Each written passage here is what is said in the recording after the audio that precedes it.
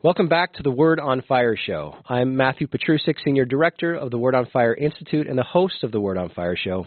Thanks for joining us. Alone and more miserable than ever. A recent article in the Atlantic magazine highlights the crisis of isolation befalling the United States. Despite frequent contact by text and on social media platforms, Americans have never been or felt more solitary, especially the younger generations. And the consequences are often fatal.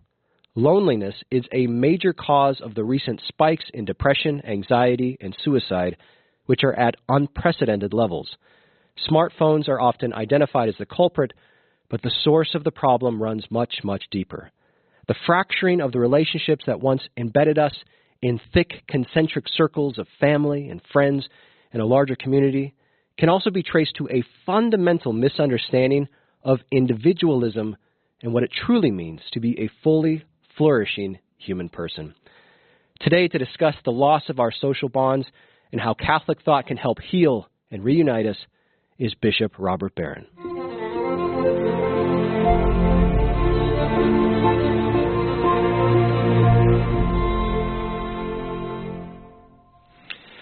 Well, Bishop, wonderful to have you in the studio again. Today we're going to be discussing healing antisocial America. But before we get in, what have you been up to recently?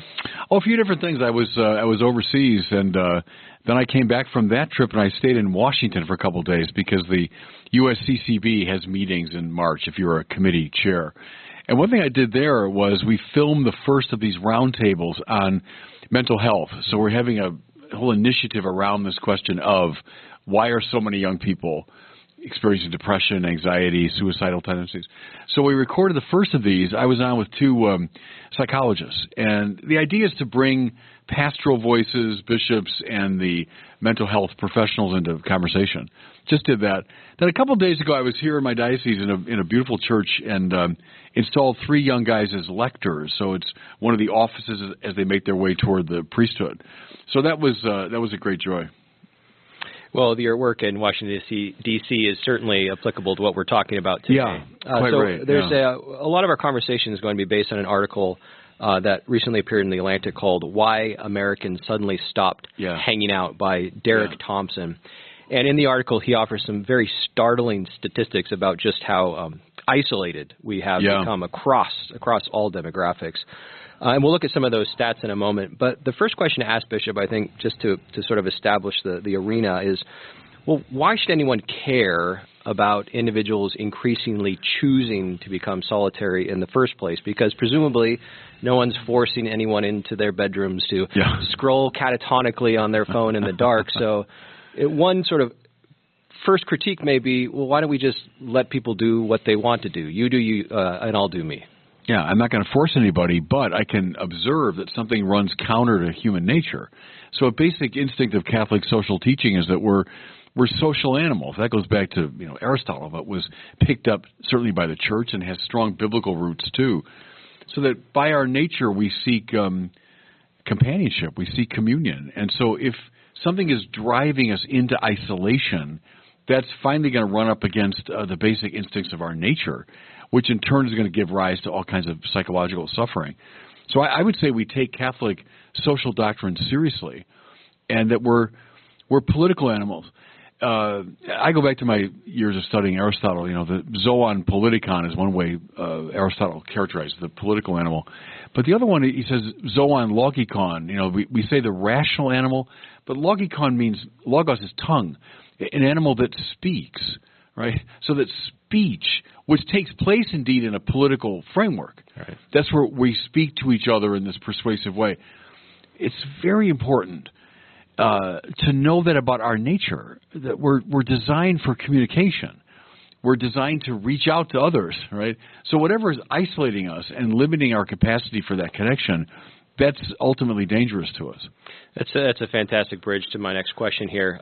As you frequently noted in your work, autonomous choice is one of the fundamental characteristics of the contemporary modern conception of what it means to be an individual self.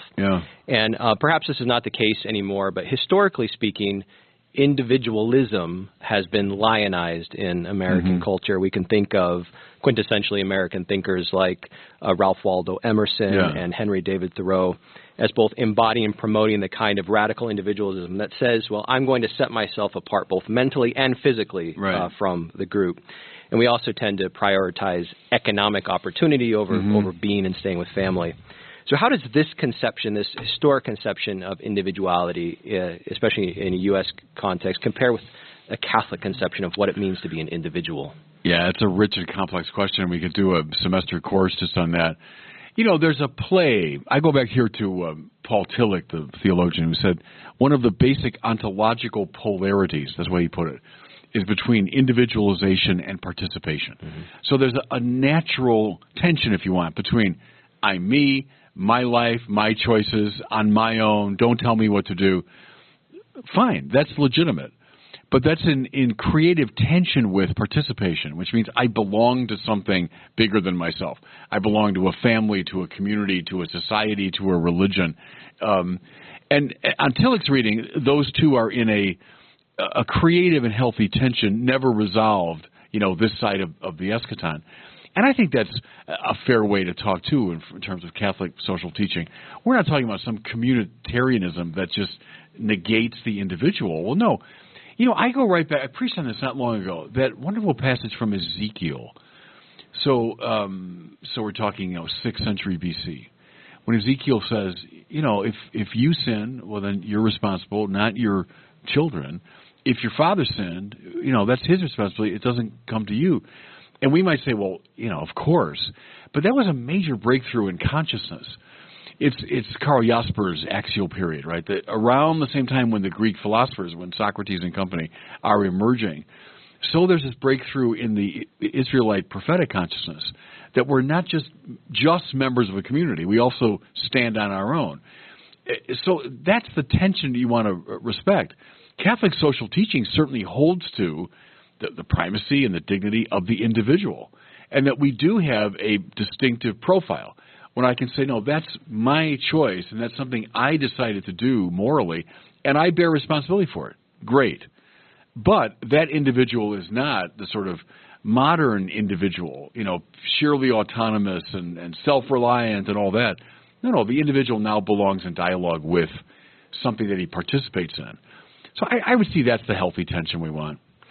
So someone who may not know Catholic social thought well, especially the anthropological element that you're uncovering here, may read something, for example, by St. Thomas Aquinas. So he writes on kingship, it is natural for man more than for any other animal to be a social and political animal, to live in a group. So the contemporary ear may hear that and say, well, no, actually Catholic social thought is sort of pedestaling the communal good, or maybe even sort of in a communistic framework. The communal good is more important than the individual good. You're saying that's not an accurate portrayal? No, because the same Aquinas who said that would also clearly hold to the integrity of the individual in his or her moral choices, and would certainly follow Ezekiel's instinct from the biblical period. So no, it's the both and. Probably what's more needed today is the communitarian emphasis, because, see, we're on the far side of that great split by which the pre-modern was left behind and the modern was embraced. You could pursue it metaphysically if you want, where, metaphysically speaking, things were seen as individuals without essential relationship. Prior to that, go back to Aquinas' participation metaphysics, and things are seen as always already connected to each other, So that makes a difference. But I think Aquinas is a bridge figure there. I mean, he would certainly affirm all that we want to affirm about the individual and his, communitarian aspiration. Another complexity that we see in Catholic thought in general with regards to the question of loneliness and what it means to be an individual is the fact that our tradition holds up some individuals who choose radical solitude as saints, so hermits, someone like St. Anthony the Great. So recognizing that there potentially is a place for moral and spiritual greatness in solitude, how do we make a distinction between positive solitude and negative solitude? No, that's good, because it's not like an isolation for the sake of isolation. I mean, all those people like Anthony of the Desert or the great people that the Carthusians and so on, they're not seeking their own private space so much. They're seeking a place to pray, and prayer, which links them to God, necessarily links them to everything else. Mm. So coming out of that hermetical and monastic tradition is often a keen sense of social responsibility, and praying for the world. I think that the way of Anthony of the Desert, gives rise ultimately to monasticism as people came to join him in that life. And then through people like Athanasius, who wrote about him, and Augustine, who emulated him, the whole Western monastic tradition comes. From that comes, in many ways, Western civilization. So I would say what you see in Anthony is not a sort of, as you say, self-isolating, scrolling through your Facebook feed. It's a very fecund, it's a very fertile sort of isolation for the sake of the kingdom. Along those same lines, how do we give from a Catholic perspective an account of the good of silence itself? So we can think of some religious orders that impose silence. How do we reconcile that with Aquinas' conception that we are speaking creatures, drawn from Aristotle? Yeah, it's just the rhythm between them, And the thing is, within the mystical body, I think it's fine that some people are hyper dedicated to one of these great ideals. So I'm glad we have Trappists, and I'm glad we have very talkative people. I'm glad we have some who are relatively isolated, some who are radically communitarian. That's kind of the Chestertonian insight, too, that within the mystical body, there's room for all this. The trouble is trying to impose, let's say, one's particular spiritual inspiration on the entire church. I go back there to something Cardinal George said, which has always stayed in my mind. He said, just as I'm very glad there are celibates in the church, I'm also very glad not everyone's a celibate. And then he compared that to pacifists. He said, I'm glad there are pacifists in the church because they witness to the way we will all live in heaven. But I'm also glad that not everyone's a pacifist because you need some people in society not to be pacifists. So I think that's the rubric under which we should read all that. I'm glad there are Trappists. Also glad not everyone's a Trappist, There's the both and again. Seems to point to Catholicism's great power to reconcile what are only apparent contradictions in the body of Christ. Yeah, I mean, Chesterton was the great master of that, I think, of paradox. And he saw the beautiful tapestry, which is not just things in isolation next to each other, but a really integrated view. What's that lovely line he has about, because a saint fasted in the snows of the north, they throw flowers at his feast day in the south. Right. It's lovely. It's a lovely sense of the Catholic integration.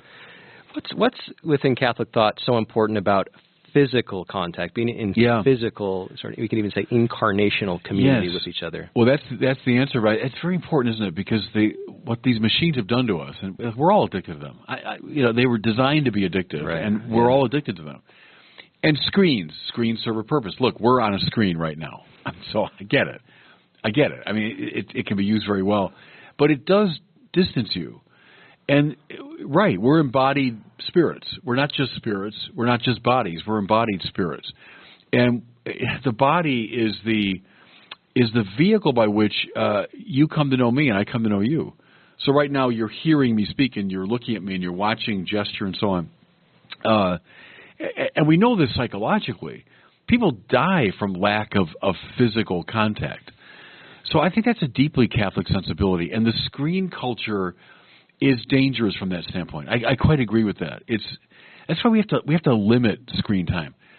Don't eliminate it, but you have to limit it. And I think parents, you know that, but the whole society, I think we should be sensitive to how involving these things are in an addictive way. Right. What about the role of the family in the proper individual development? Should we understand the family as a kind of voluntary association that we choose, or something that's given to us, or I suppose both? Well, that's closer, isn't it? Yeah, it's given to us. And I like the fact the American thing is very much on my choice, and I'll decide. I will enter into this. But there's always, inescapably, an always already quality to life. The fact that you and I are speaking English here, we didn't choose that. I chose to study English in the course of my life and chose to deepen my sense of it. But it was given to us. It's a world that we were born into. I think Catholic social teaching recognizes that. There are certain givens to life, one of which is our connection to each other. Willy-nilly, we're connected through God to each other. I belonged to a church from the time I was a kid. I was baptized into it long before I was capable of anything like choice. Good. That's acknowledging these truths. I was a member of the mystical body long before I could choose anything, right? Just as I became an English speaker long before I could choose to speak English. I think there we go back to Tillich again. One of the other polarities he identifies, he calls it freedom and destiny. So freedom, we all get that. Destiny meant this givenness. You're given. When I taught that years ago, I used to use the example of my becoming a priest. I would say, now, did I become a priest freely? Well, yeah, I wouldn't hesitate for a moment to say that. If I tried to get out of my priestly vows, I'd have a very hard time because I know I freely entered into them. But by the same token, was it an utterly free, self-creating decision? Well, of course not. I was born into a Catholic family with pious parents, went to Catholic schools, exposed to certain influences, et cetera, et cetera. So you could say, oh, well, you were kind of destined. Yeah, I was in a way, and I entered it freely. And it's those two things play off each other all throughout life. As I'm sure you know, the French existentialist philosopher Jean-Paul Sartre famously said that hell is other people. Right. So why sometimes we all feel that way, I suppose, our Sartrean moments. Sympathetic to that position sometimes. But why fundamentally is he wrong? Yeah, I mean, it's a desperately sad thing to say. And again, I get it. I'll give Sartre credit for a certain amount of honesty in saying that, because there are times you feel that way. If I could just think of his autobiography is called Les Mots in French, words. He was a kid that he obviously brilliant and loved words and loved the world opened up by books, and that's where I think he felt most at home. And other people, les autres, I said, no, I don't want that. No, we can't say that though, because we're destined. Aristotle was a much finer and deeper reader of human nature, and of course the Bible too. Understand that you can't isolate yourself. In fact, if heaven looks like love, right, then love is other people. I mean, heaven is other people. Right. It's the opposite of hell. And the deeper I come into contact with God, the more I'm connected to everything that God loves, right? Why do I love everybody? Well, I love God, and God seems to love those people, so I'm going to love them too. That's a deeply Catholic sensibility. So let's turn back to the article, Why Americans Stopped Hanging Out. The author, Derek Thompson, unsurprisingly traces much of the causes of antisocial behavior to technology, which you've already been touching on. But this stat also jumped out at me, and I like your impression of it. So according to Thompson, the average time Americans spend with their pets has roughly doubled in the past 20 years. And this is a specific citation. He says, the average woman with a pet, so speaking specifically about women, spends more time actively engaged with her pets than with any other people on any given day. So it may sound absurd to ask you this, Bishop, but the data requires me to do it. Is regular contact with an animal an adequate substitute for contact with another human being? I would say no, and I say it as a dog lover. I had a dog as a kid. I love dogs and love pets.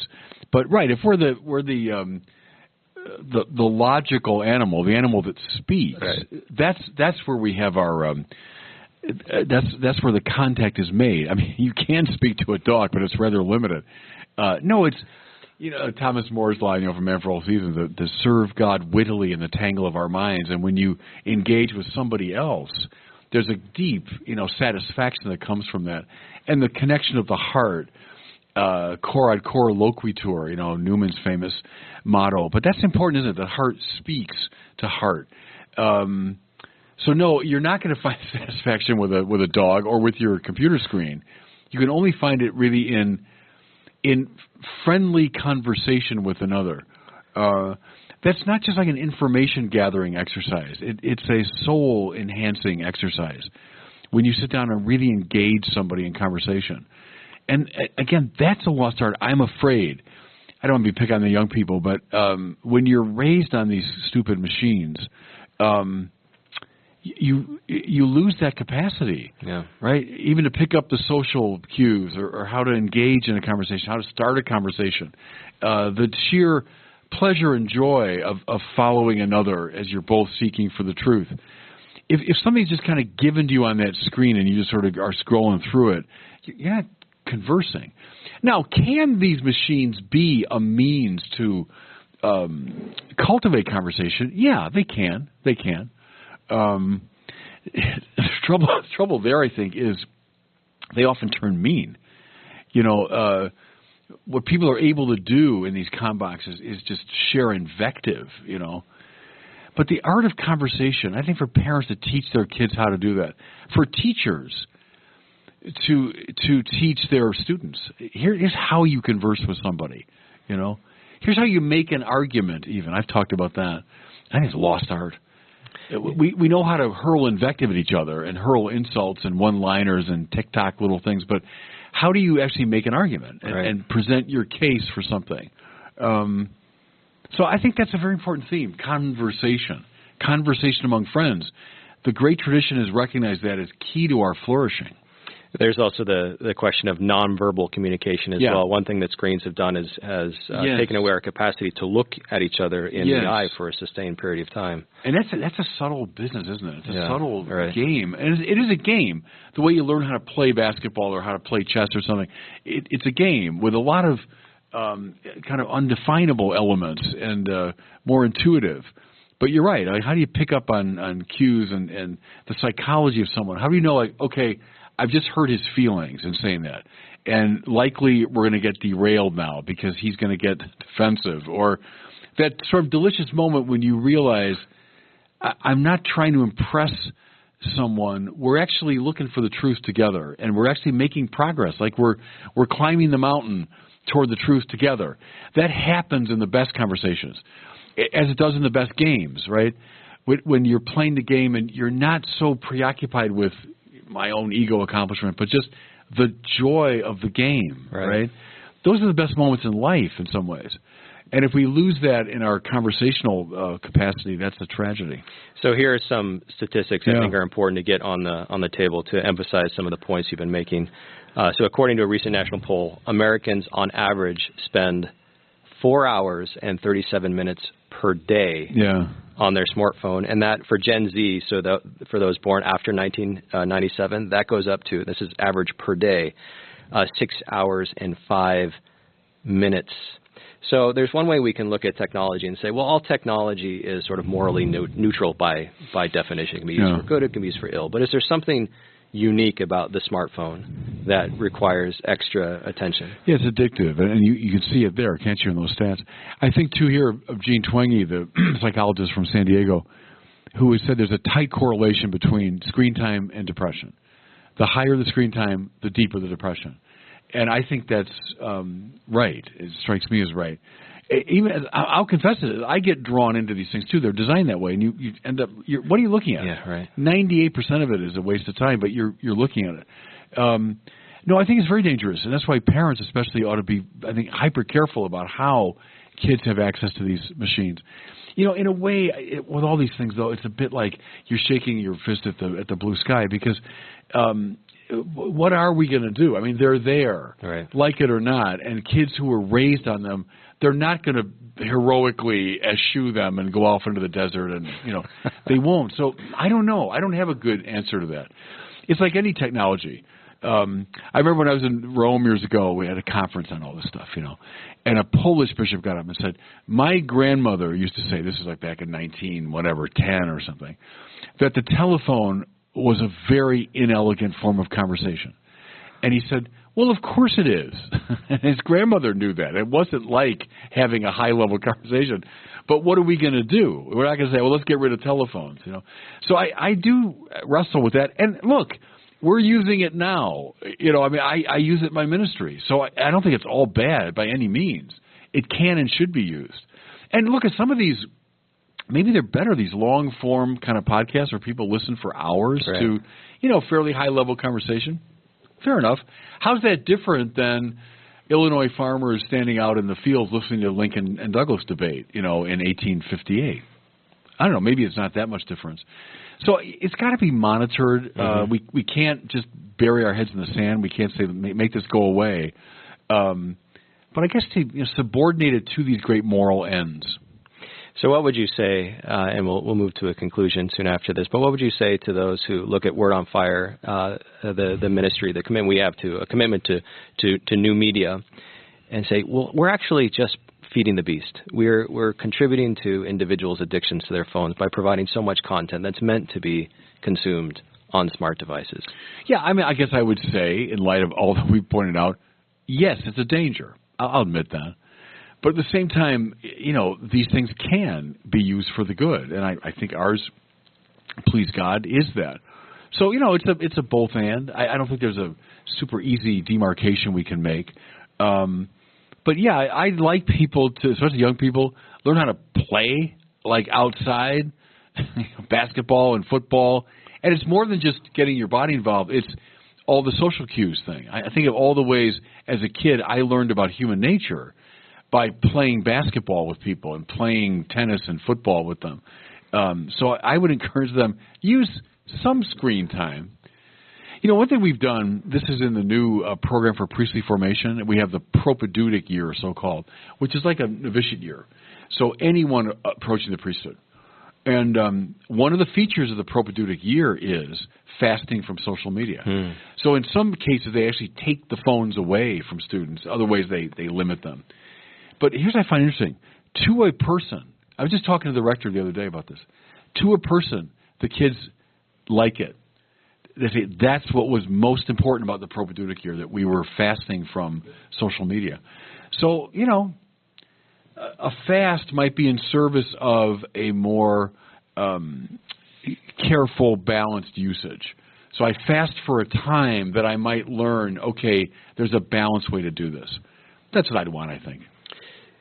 So your role, of course, is Bishop of the Diocese of Winona-Rochester. I'm sure you hear from those in your diocese, look, Bishop, we are trying to create more events to get people together in person, but we're having such difficulty getting them to show up. Yeah. What kind of advice do you offer to get us together more? Yeah, we do wrestle with that, because the culture's changed. Years ago, people would come to the parish or come to church readily. They don't as much, and young people are drawn inward by their machines. I don't know. I think I always say truth, beauty in the Catholic tradition. The beauty of our faith, the beauty of our churches, the beauty of music and concerts and things that would draw people, the beauty of our great cathedrals. So I think that would draw people out of their isolation. Also, the service of the poor. Young people seem to respond well to that. Give them opportunities to serve the poor. But I know, I get it. I get the struggle there. Well, it's now time for our listener question, Bishop. Okay. We have a question from Owen, who's 10 years old. He's from Massachusetts, and he's asking a question about God, us having free will, God knowing that we free will, and what's the relationship between our free will and God's knowledge of it. Hello, Bishop Barron. My name is Owen from Massachusetts, and I'm 10 years old. My question today is,